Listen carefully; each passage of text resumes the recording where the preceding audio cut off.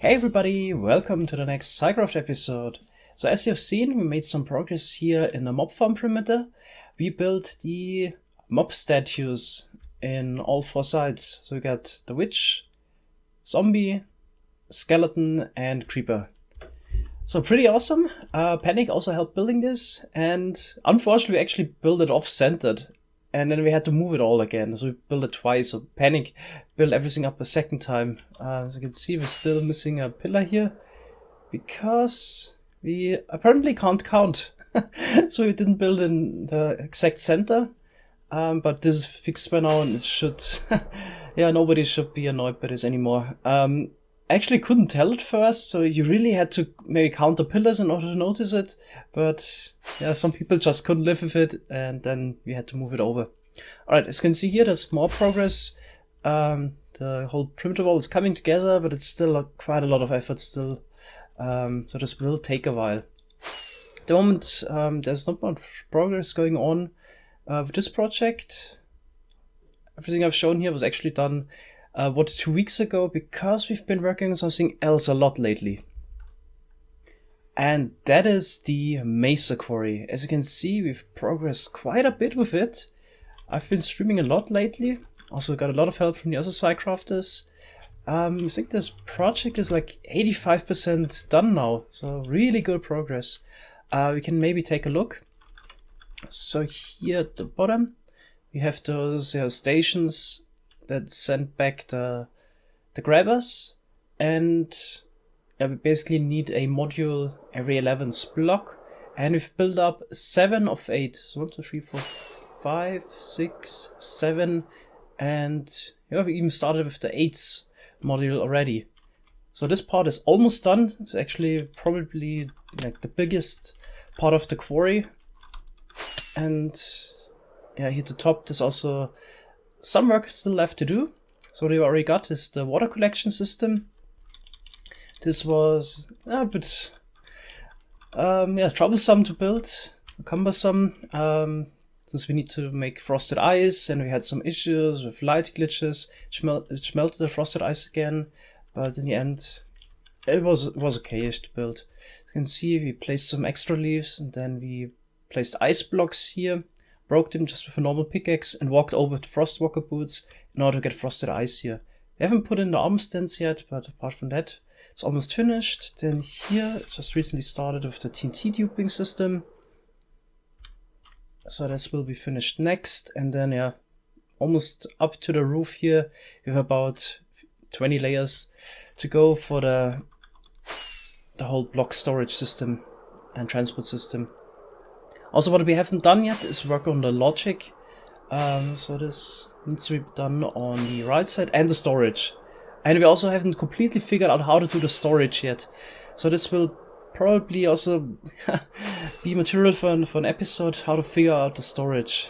So at the moment we're discussing different options, either sorting everything into boxes, or just sort out maybe the cobblestone and put all the different items into kind of mixed shulker boxes, and then sort those boxes afterwards somehow.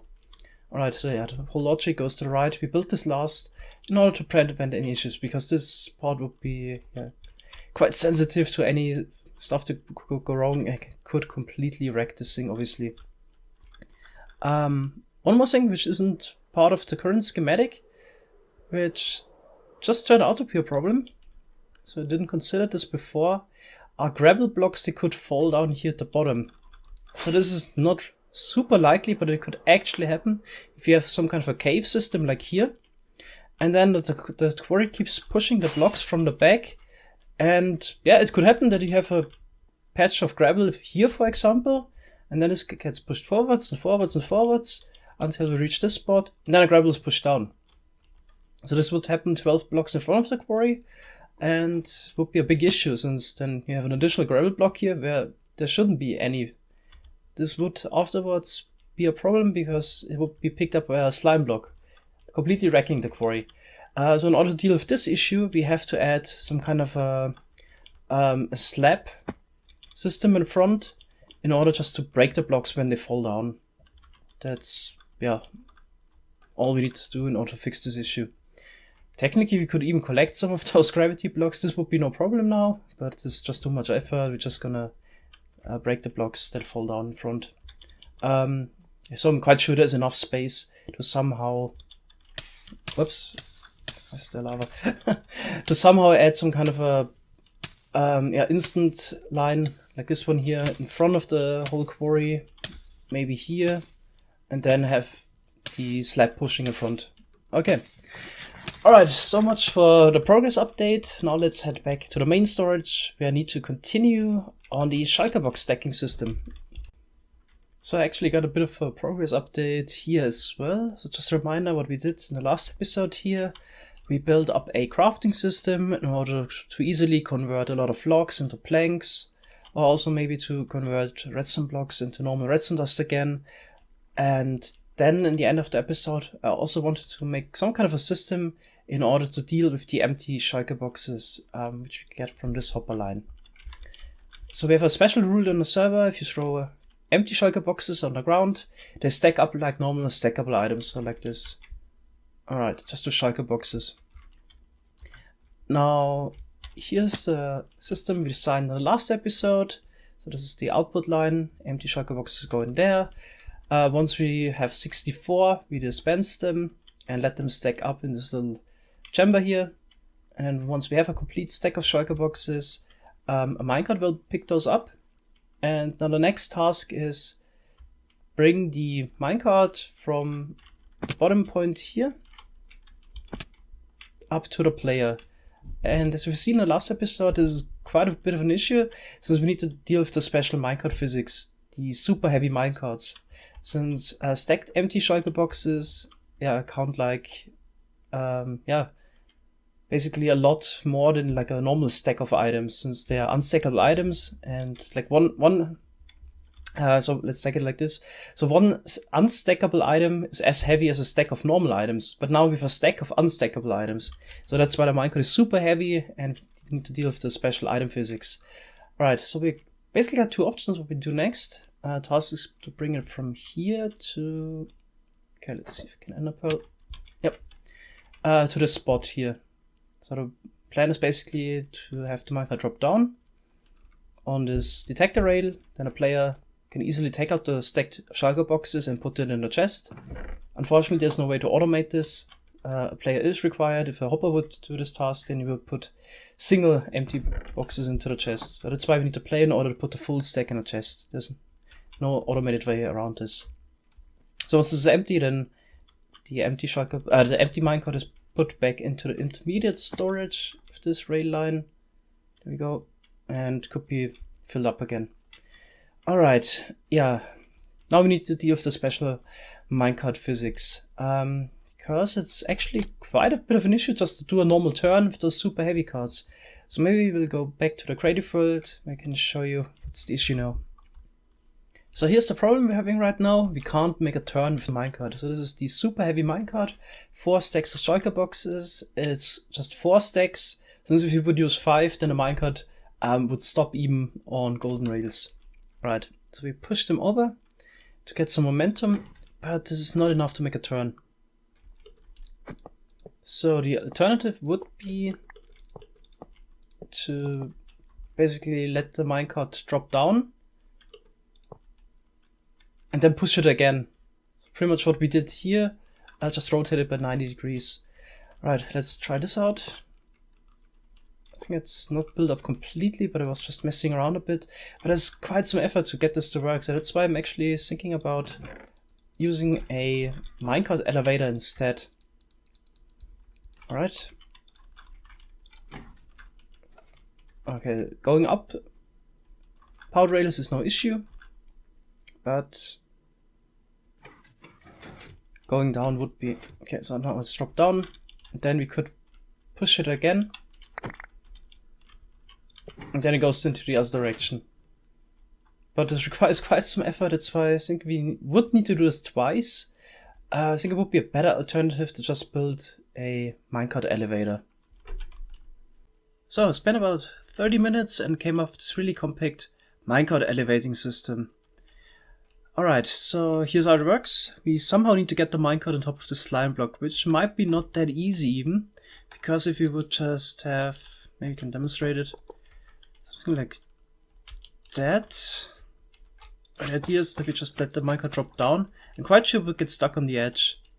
Yeah, I want to try that even. So let's see, let's get some boxes. So we probably even need to shoot it on top of the slime block somehow. Where is it?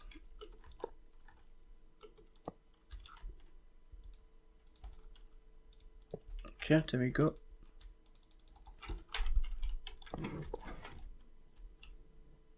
Yeah, as expected. Yeah, we need to come up with something. Maybe let it drop down and shoot it over the slime block. Alright, so once we got that figured out, we can then shoot the minecart up. And yeah, once the minecart runs out of vertical momentum, it falls down a little bit, and then you push it up again with those stations here, every 7th block.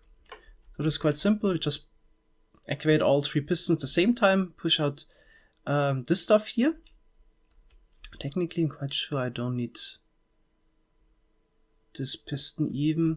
It's only there in order to yeah, power this, or to update this piston, which is powered by quasi connectivity.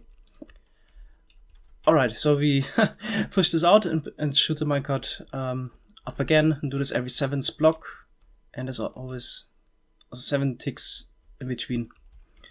So it should be a 10 blocks per second elevator, if I counted right. 1, 2, 3, 4, 5, 6, 7. And it's every 7th block, right? So 1, 2, 3, 4, 5, 6, 7. Yeah, 10 blocks per second. It's quite decent. Alright, you can see it in action.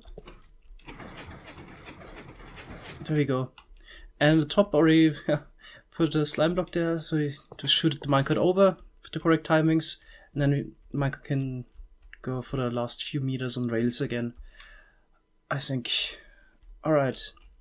I should also explain a little bit why we have an additional observer here, triggering this piston again. So if we would only rely on getting the second pulse, so it's a 3-tick repeater, so we get 2 pulses with the observer, then obviously, since the piston is still extended, it can't be retracted. So that's why we just take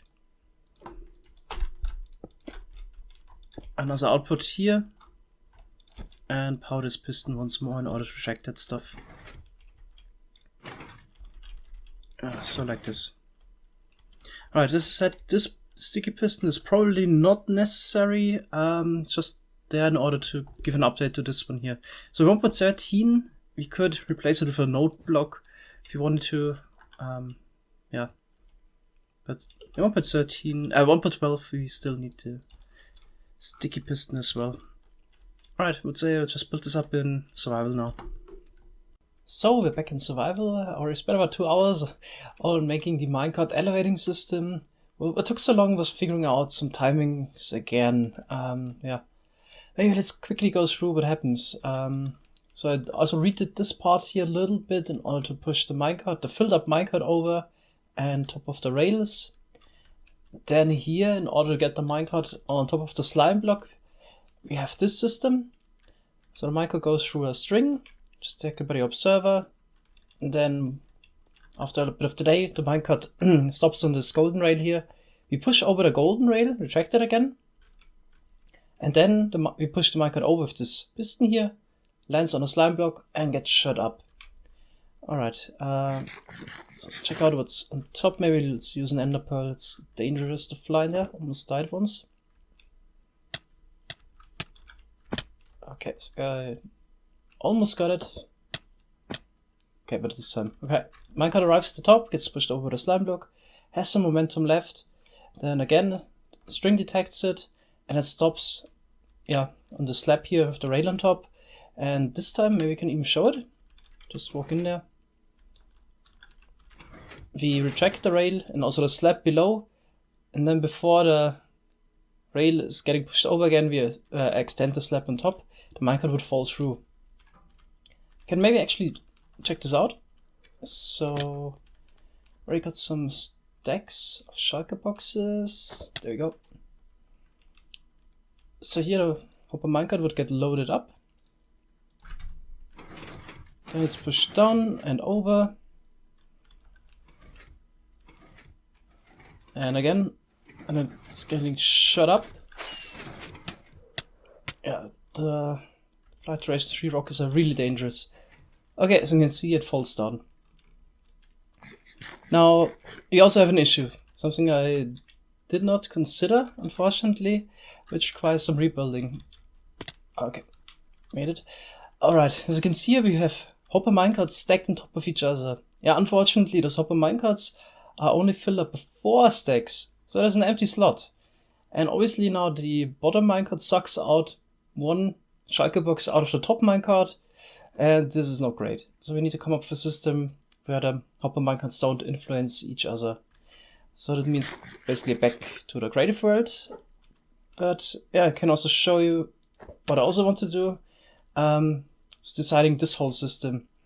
So once we get empty hopper minecarts, one should be put on the rail. And once we empty the hopper minecart, which is detected with the detect rail, then we should get the next one. Alright, so we need to do all kind of redstone in order to get rid of the minecart. We just push it over and retract the rail again. Minecart sits again on this block, which should be retracted and extended, so the minecart can fall through. And also a new minecart should be dispensed. Yeah, but we have to figure it out in creative, because it's just too much work to do in survival. We struggle with gravity all the time. Alright, I think I got a quite decent system with holding cells, which is not too complicated and yeah, should also fit in there. Alright, so it works like this here at the top. Just let the minecart drop down and then it falls straight through all the tripwire. Alright, and yeah, when the minecart has an item in it, the detector in the back will detect it and extend this sticky piston with the pressure plate. So the next minecart that would come in would land on the next slab, and so on. So we have a holding cell for each minecart, and as you can see, yeah, none of the minecarts grab the items from the minecart on top. Alright, then you just take out your stacks of shulker boxes. The minecart is then pushed on top of this block here, which is quickly retracted and extended again, and the minecart can fall down and drive off. Kind of relief. Now we can finally use normal rail mechanics. Since the minecart is then empty, I can drive back where it came from pretty much. Okay, then you got the next minecart and so on. Challenge with this system was here to prevent the minecart, which is supposed to go down, to prevent it from picking up items from the top minecart. So I had to add some delay. It took a while to make the system work, but I think it's got quite decent in the end. Right, let's build this up in survival next. So we're back in survival. The system should be fully functional. It hasn't been tested yet, but I built up everything we designed in creative. So the holding cell system, probably hard to get there. Let's try with ender pearls. Yeah, here you can see we have 8 holding cells now for the minecarts. So this would be 32 stacks in total of empty shulker boxes, which is probably enough, even for large batches of stuff we want to craft. Alright, I had to extend the elevator as well by 7 blocks in order to get enough vertical space in order to store all the minecarts. But apart from that, we are done here, and we can actually try it out. Okay, so here got the empty carts, the empty shulker boxes.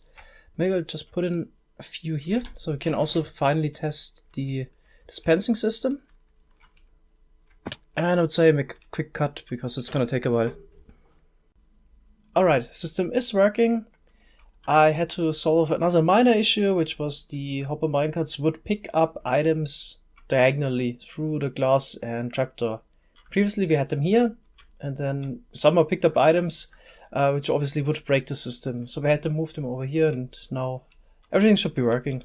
Kinda tested it thoroughly. Also made sure that no mobs could walk in the system and activate maybe tripwire and so on, or stop minecarts somehow if they would walk on rails. So this should also be solved. And yeah, glad it's done.